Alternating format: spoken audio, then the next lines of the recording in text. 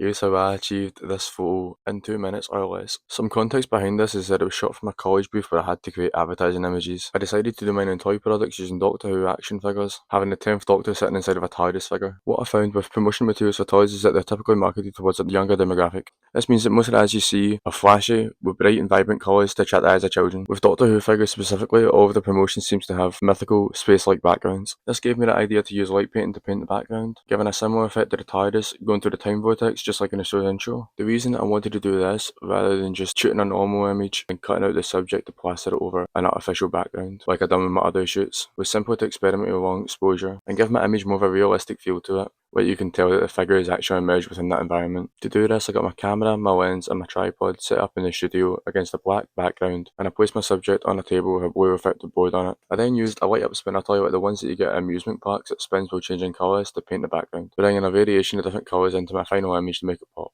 Studio lighting is too bright and overpowers that, so therefore I use my phone flashlight as my light source. I set my ISO to 100 as my photo would be well lit, and I set my aperture to f5.6 so that the background was blurry. I wanted a shallow depth of field while maintaining the subject is still sharp and focused. This just left my shutter speed, which after some experimentation, I landed on being 15 seconds, which throughout the duration of the process I've exposed the front and the sides of my product for 3 to 5 seconds with my phone flashlight, and then used the spinner light for another 5 to 7 seconds, swaying it up and down across the background of the frame before turning off all the lights to wait for the results. In post-production I pulled it up in Lightroom to make basic edits. I masked the inside of the TARDIS to lighten up a little bit. Then I used a healing brush to remove all the scratch marks from the TARDIS as it was old and quite banged up. I then used the clone snap tool to remove the blue board from the surface to make it look like it was floating. I then pulled this into Photoshop to add the Doctor Who logo into it, using the eraser tool to carefully place it behind the subject. This gave the text a cool effect, letting it blend in with the environment rather than just being plastered on top of the image. Here's my final photo.